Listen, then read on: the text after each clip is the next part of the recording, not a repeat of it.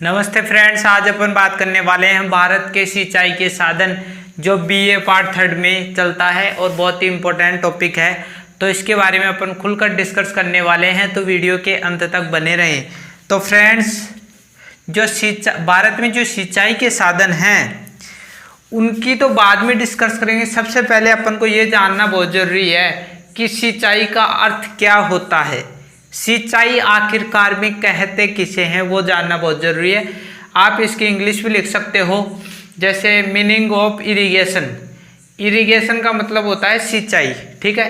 Irrigation का मतलब सिंचाई होता है, ऑफ का मतलब का और मीनिंग का मतलब अर्थ। यानी जब कोई सेंटेंस होता है तो उसको उल्टे तरीके से अपन लिखते हैं। सबसे पहले देखो, ऐसे नहीं लिखना है इसको इंग्लिश में, शुरू से नहीं लिखना है, ठीक है। इसमें का है पहले, तो पीछे से लिखना पड़ेगा। यदि का नहीं होता तो डायरेक्ट ऐसे लिख देते, ठीक है। तो पहले अर्थ है ना, उसकी स्पेलिंग लिखनी पड़ेगी, मीनिंग, फिर का, ऑफ और लास्ट में आएगा इरिगेशन। यानी मीनिंग ऑफ इरिगेशन, इसका सीधा सीधा अर्थ ये हो जाएगा सिंचाई का अर्थ। सिंचाई का अर्थ जानो कि कृत्रिम साधनों द्वारा खेतों को जल उपलब्ध कराना ही सिंचाई कहलाता है। यानी कृत्रिम संसाधनों द्वारा, यानी कृत्रिम साधनों का मतलब यह है कि मानव द्वारा जो उपलब्ध कराए गए हैं उनके द्वारा खेतों को जल उपलब्ध कराना ही सिंचाई है। क्योंकि कृत्रिम संसाधनों द्वारा ही जब अपन, क्योंकि प्राकृतिक रूप से जो वर्षा होती है उसमें मानव का कोई रोल नहीं होता। और सिंचाई की आवश्यकता कब पड़ती है? जब बरसात नहीं होती है और भूमि को, फसल को विशेष रूप से जल की आवश्यकता होती है, और मानव जब उसमें सिंचाई देता है तो कृत्रिम साधनों द्वारा ही वो सिंचाई देता है। जैसे अपन फुहारे देख लो, तो वो एक महत्वपूर्ण उदाहरण हो जाएगा। तो कृत्रिम साधनों द्वारा खेतों को जल उपलब्ध कराना ही सिंचाई कहलाता है। इसके बाद में ये क्लियर हो गया अपन का। दूसरा जो अपन का मेन टॉपिक है भारत में सिंचाई के साधन, तो सिंचाई के प्रमुख साधन अपन पढ़ेंगे। इसकी आप इंग्लिश लिखना चाहो तो वापस लिख सकते हो। यहाँ से आप उठाओगे शब्द को, पहले तो ये आ जाएगा दी मेजर इंस्ट्रूमेंट, यानी दी मेजर इंस्ट्रूमेंट, फिर ये जो के है उसका ऑफ आ जाएगा, और सिंचाई का इरिगेशन, यानी the major instrument of irrigation, यानी सिंचाई के प्रमुख साधन। यहाँ पर आप जानोगे कि 3 प्रकार के सिंचाई के प्रमुख साधन होते हैं भारत में, ठीक है। पहला आपको कुएं देखने को मिल जाएगा, पहला। दूसरा तालाब, ठीक है। तीसरा नहरें। तो 3 प्रकार के भारत में सिंचाई के साधन मिल जाएंगे, कुएं, तालाब और नहरें, ठीक है। अब अपन सबसे पहले कुओं की बात करेंगे कि भारत में किस प्रकार कैसे कैसे सिंचाई होती है। तो यहाँ पर मैंने थोड़ा सा लिखा है, इसके बाद में और पढ़ेंगे। पहला ए, कुएं, ठीक है। कुओं में क्या है कि भारत में कुओं से खेतों को जल उपलब्ध कराने में दूसरा स्थान रखता है भारत। यानी भारत में जो सिंचाई होती है उसमें दूसरा स्थान कुओं का है। यानी कुओं से जल खेतों को उपलब्ध कराया जाता है। प्रथम स्थान किसका है? तालाब का है या नहर का है, वो अपन आगे चलकर बताने वाले हैं। लेकिन कुओं का स्थान तो भारत में दूसरे नंबर पर है। यानी खेत, जो कुओं से सिंचाई अपन करते हैं, खेतों में जल उपलब्ध कराते हैं, उसमें भारत में कुओं का स्थान दूसरा है, ठीक है। ये बात समझ में आ गई होगी। इसके बाद में कुओं से जल, यानी कुओं से जो जल खींचा जाता है, यानी कुओं से जो जल खींचकर अपन खेतों में डालते हैं, वो किस पर क्या प्रक्रिया होती है? एक तो पशु शक्ति होती है, यानी जो बैल होते हैं उनके द्वारा भी कुओं से जल खींचा जाता है। रहटो, ये भी एक यंत्र है, इसके द्वारा भी जल कुओं से खींचा जाता है। और तेल इंजनों की महत्वपूर्ण भूमिका होती है। तो ये जो 3 साधन है हमारे पास में, पशु शक्ति, रहट और तेल इंजनों के द्वारा कुओं से अपन जल को खींचते हैं। इसके बाद फ्रेंड्स, अपन जो कुओं की बात कर रहे थे कि कुओं से, नहरों से और तालाबों से भारत में सिंचाई की जाती है। 3 साधन मान लिए थे हमने। कुओं के बारे में थोड़ा बहुत और बता दिया था मैंने। इसमें अपन को ये बताना है कि कुओं के लिए उपयुक्त स्थान, यानी कुएं किन क्षेत्रों में अधिक पाए जाते हैं ये बताना, ठीक है। सर्वाधिक कुएं आपको देखने को मिलेंगे जो जलोढ़ मिट्टी है ना, उनके जो समतल मैदान पाए जाते हैं, यानी जलोढ़ मिट्टी के समतल मैदानों में आपको कुएं अधिक देखने को मिलेंगे। इसका प्रमुख कारण ये है क्योंकि ये जो जलोढ़ मिट्टी है ना, वो नदियों द्वारा बहाकर लाई जाती है और उससे उन मैदानों का निर्माण होता है। नदियों की अधिकता होने के कारण वहाँ पर जल भी अधिक होता है, मीठा जल होता है और जल की समस्या भी यहाँ पर कम देखने को मिलती है। मैदान समतल होते हैं, वहाँ पर कुएं अधिक पाए जाते हैं, क्योंकि हम जानते हैं कि उबड़ खाबड़ मैदानों में कुएं बहुत ही कम पाए जाते हैं और वहाँ पर जल की कमी भी पाई जाती है। तो सर्वाधिक कुएं आपको जलोढ़ मिट्टी के जो समतल मैदान है वहाँ पर देखने को मिलेंगे। अब अपन ये जानेंगे कि कम, यानी कुओं की जो संख्या है वो कम कहाँ पाई जाएगी। हमने सर्वाधिक देख लिया, कम कहाँ पाई जाएगी। शुष्क, यानी जो शुष्क क्षेत्र हैं जहाँ पर जल की कमी है, जहाँ पर जल की कमी है वहाँ पर कुओं की संख्या में कमी होती है, यानी कुएं बहुत ही कम होते हैं जहाँ पर शुष्कता अधिक होती है। इसका प्रमुख कारण ये है कि शुष्क क्षेत्रों में कुएं क्यों कम पाए जाते हैं, इसका क्या कारण है। इसका प्रमुख कारण है कि यहाँ पर जो जल पाया जाता है वो न तो पीने योग्य होता है और न ही सिंचाई के लिए योग्य होता है, खारा जल होता है। क्योंकि जहाँ पर शुष्कता पाई जाएगी वहाँ पर जल की कमी होगी, जल की कमी होगी तो वहाँ पर नमक की मात्रा आपको ज़्यादा देखने को मिलेगी, खारापन पानी में होगा, वो पीने योग्य भी नहीं होगा और सिंचाई के लिए भी सही नहीं होगा। इसीलिए शुष्क क्षेत्रों में आपको कुएं बहुत ही भारत में कम देखने को मिलते हैं। ये क्लियर होगा। इसके बाद में आप देखोगे कि हिमालय और असम में भी कम कुएं आपको देखने को मिलेंगे, यानी हिमालय और असम में आपको कुओं की जो संख्या होती है वो कम देखने को मिलती है, क्योंकि यहाँ पर भी वही हाल है, नमक और क्षारीयता अधिक पाई जाती है। क्योंकि हिमालय और असम में कुएं क्यों कम मिलते हैं, क्योंकि यहाँ पर आपको नमक और क्षारीयता की मात्रा आपको ज़्यादा देखने को मिलती है। ठीक है, हमने बात कर ली कुओं के लिए जो भौगोलिक दशा होती है, उपयुक्त स्थान क्या होता है, उसमें सर्वाधिक देख लिया कि सर्वाधिक किन क्षेत्रों में ज़्यादा पाए जाते हैं, कम किन क्षेत्रों में पाए जाते हैं, वो सारा हमने देख लिया। अब इसके प्रतिशत की बात करते हैं कि कितने प्रतिशत पर कुएं पाए जाते हैं। दूसरे स्थान पर भारत में है। ये जो कुएं होते हैं ना, भारत में कुओं का जो प्रतिशत है ना वो 50% से अधिक है, यानी जो 50% भारत में जो कुल भूमि है उसके 50% भूभाग पर ये 50% भूभाग मैंने किन क्षेत्रों का लिया है, राजस्थान, पंजाब, गुजरात और महाराष्ट्र और उत्तर प्रदेश, जो ये राज्य हैं इनके जो 50% भूमि है वहाँ पर आपको कुएं देखने को मिलेंगे। यानी भारत का जो राजस्थान है, राजस्थान में भी कुएं आपको ज़्यादा देखने को मिलेंगे। पंजाब, गुजरात, महाराष्ट्र, उत्तर प्रदेश, यहाँ इनकी जो कुल भूमि है उसकी 50% भूभाग पर कुएं आपको देखने को मिलेंगे। आपको मध्य प्रदेश और जो तमिलनाडु है वहाँ पर भी एक बड़े भाग पर कुओं से कृषि, यानी कुओं से सिंचाई होते देखा जा सकता है। आप मध्य प्रदेश और तमिलनाडु में चल जाओ, वहाँ पर भी आपको एक बड़े भाग में कुओं से कृषि करते हुए आप पूरी तरीके से वहाँ पर देख सकते हो। और आप ये देखोगे कि राजस्थान, पंजाब, राजस्थान, गुजरात, महाराष्ट्र ये एक लाइन में है और वहाँ पर आपको यदि भारत के नक्शे में देखोगे आप, मैं आपको ये तो क्लियर हो गया। अब मैं भारत के नक्शे में दिखाता हूँ आपको कि ये क्षेत्र, ये जो राज्य हैं, राजस्थान, आपको देखो गुजरात, पंजाब, ये एक ही लाइन में आपको देखने को मिलेंगे। ठीक है, मैं आपको भारत का नक्शे जो मैप है ना इसके आधार पर समझाने का प्रयास करता हूँ आपको।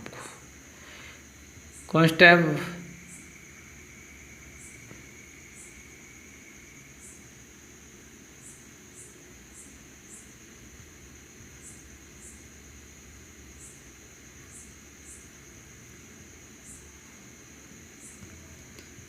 ठीक है, ये दक्षिणी सिरा है अपन का,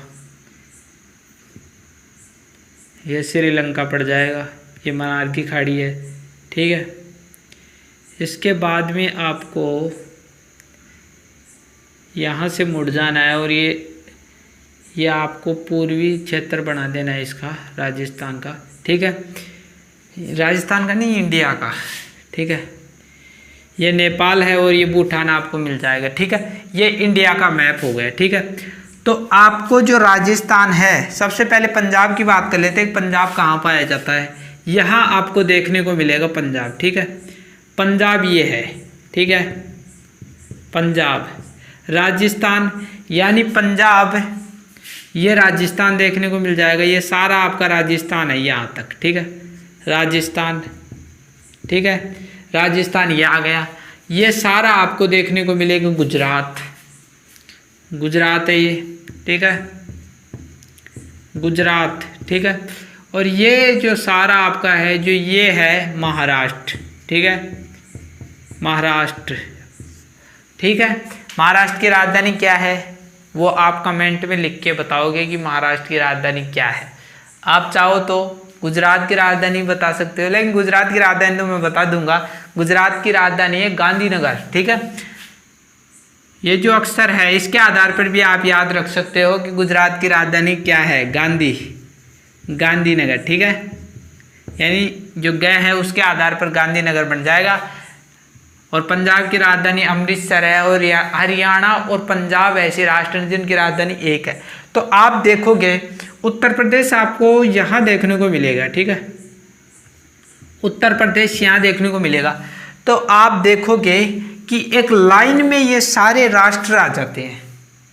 लाइन में देखे पंजाब, राजस्थान, गुजरात, महाराष्ट्र, सारे एक लाइन में आ जाते हैं। इन क्षेत्रों में ही कुओं से कृषि की जाती है। आप देखोगे कि मध्य प्रदेश यहाँ पर आ जाता है और तमिलनाडु आपको यहाँ देखने को मिलेगा।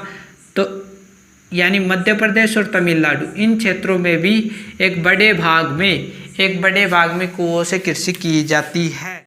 इसके बाद फ्रेंड्स, सिंचाई का जो दूसरा साधन है हमारे पास में तालाब है। कुओं की अपन ने बात कर ली, अब अपन तालाबों की बात करेंगे, जिसे पॉन्ड कहते हैं इंग्लिश पे। ठीक है, सर्वाधिक जो तालाब आपको देखने को मिलते हैं वो आपको देखने को मिलेंगे प्रायद्वीपीय पठार। यानी प्रायद्वीपीय पठार भारत में कहाँ है प्रायद्वीपीय पठार? ये प्रायद्वीपीय पठार आपको देखने को मिलेगा दक्षिण में।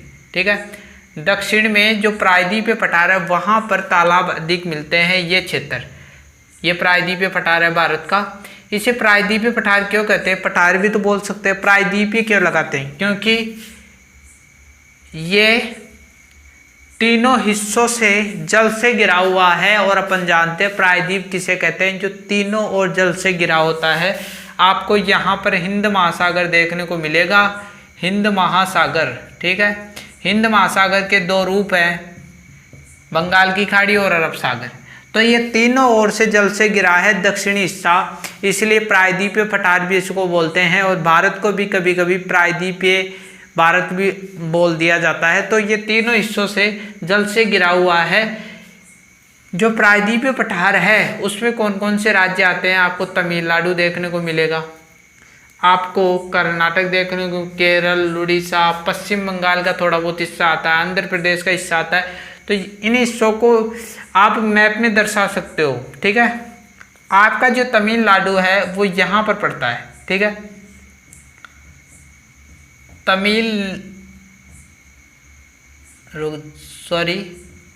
तमिलनाडु।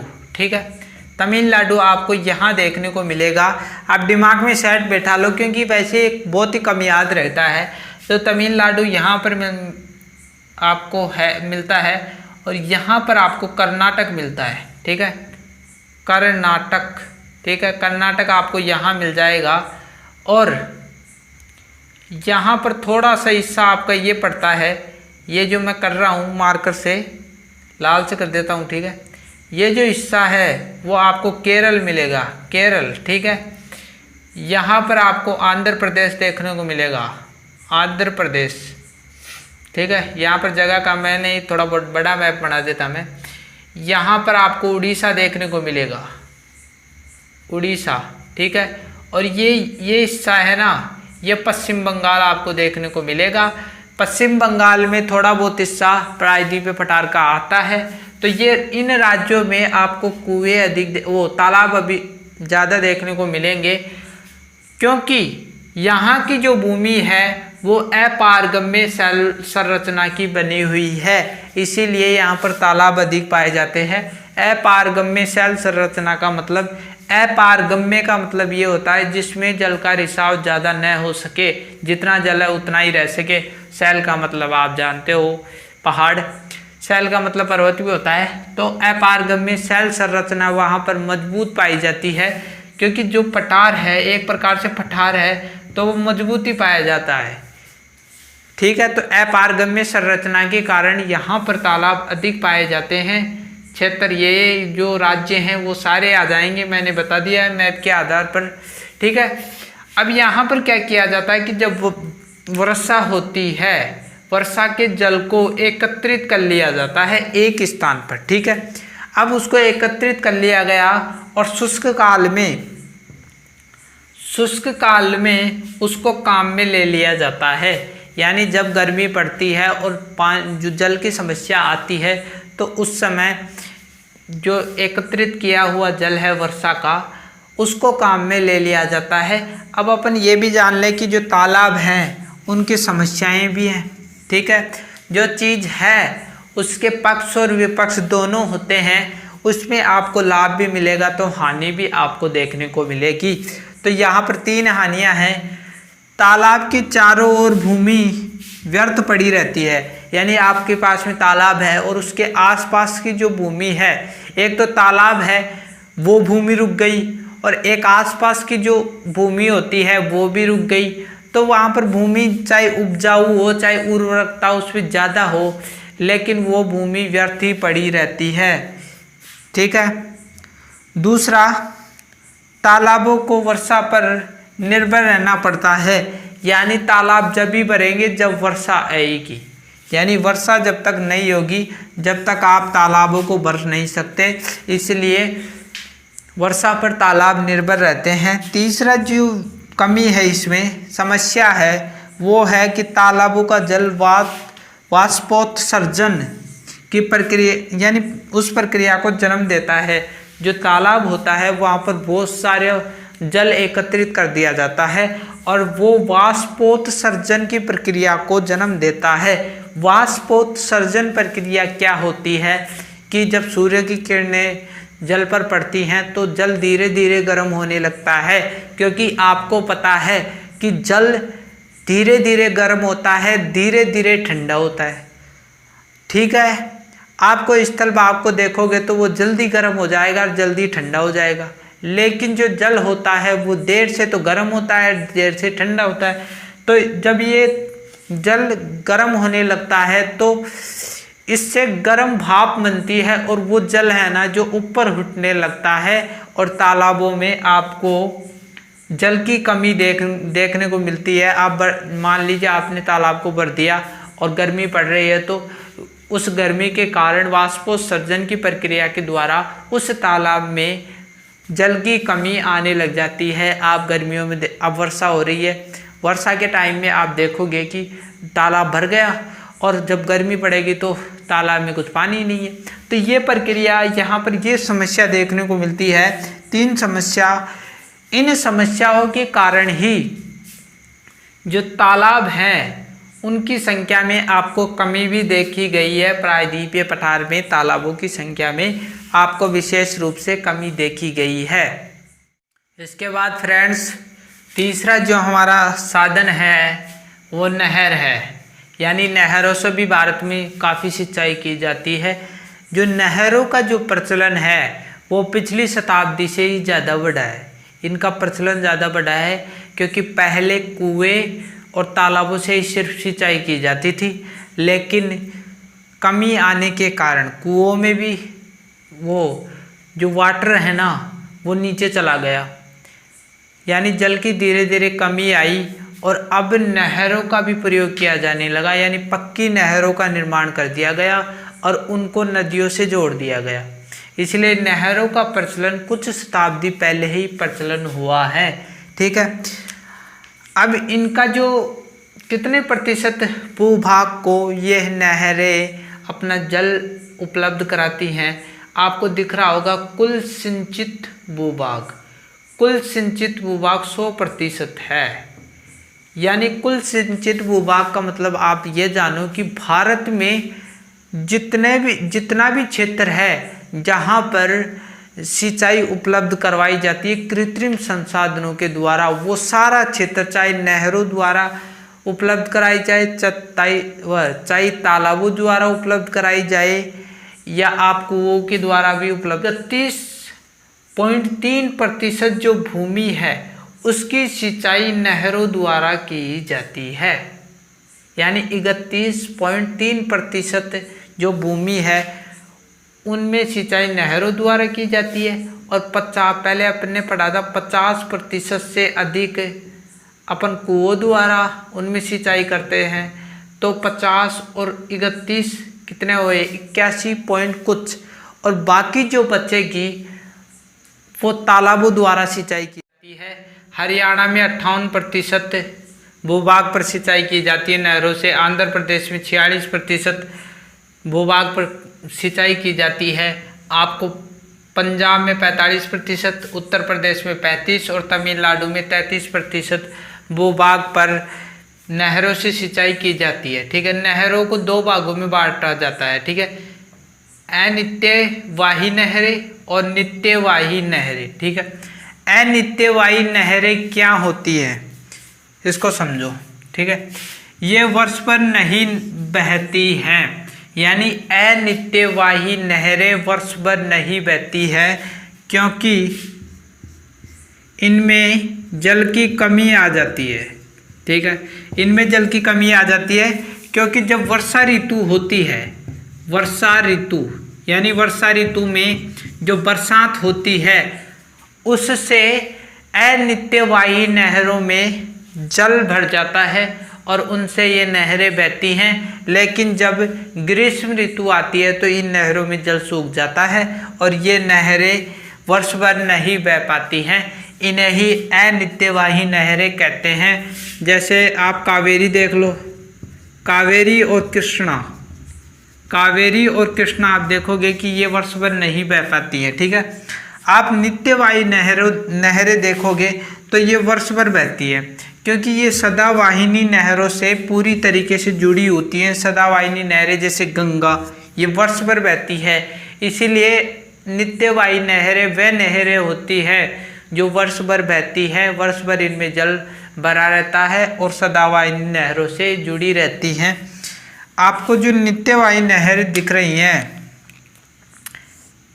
उत्तरी भारत में इन नहरों के नाम बताए गए हैं। यानी उत्तरी भारत में बहुत सारी नहरें हैं उत्तरी भारत में। ठीक है, उत्तरी भारत में बहुत सारी नहरें हैं जिसमें आप देखोगे उत्तर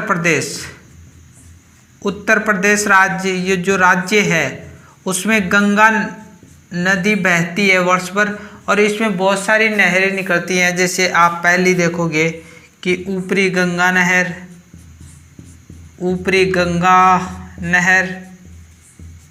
ठीक है, दूसरा निचली गंगा नहर,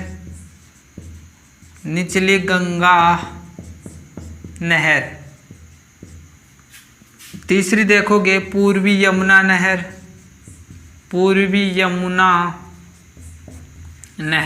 ठीक है, इसके बाद में आप देखोगे चौथी शारदा नहर। ठीक है, पांचवी देखोगे आगरा नहर। ठीक है, छठी देखोगी केन नहर। ठीक है, और सातवीं देखोगे आप बेतवा नहर। ठीक है, इस प्रकार ये बहुत सारी नहरें पाई जाती हैं। ठीक है, उत्तर प्रदेश में ये नहरें पाई जाती हैं। उत्तरी भारत में उत्तर प्रदेश पड़ता है, यहाँ पर गंगा नदी बहती है वर्ष भर, तो इसमें बहुत सारी नहरें निकाली गई हैं। ऊपरी गंगा नहर, निचली गंगा नहर, पूर्वी यमुना नहर, यमुना गंगा नदी की सहायक नदी है। तो पूर्वी यमुना नहर, शारदा नहर, आगरा नहर, केन नहर, बेतवा नहर। आपको पंजाब और हरियाणा में भी नहरें देखने को मिलेंगी। ठीक है, आपको इतना ही मिटा देता हूँ, इतने की अपन को ज़रूरत है। ठीक है,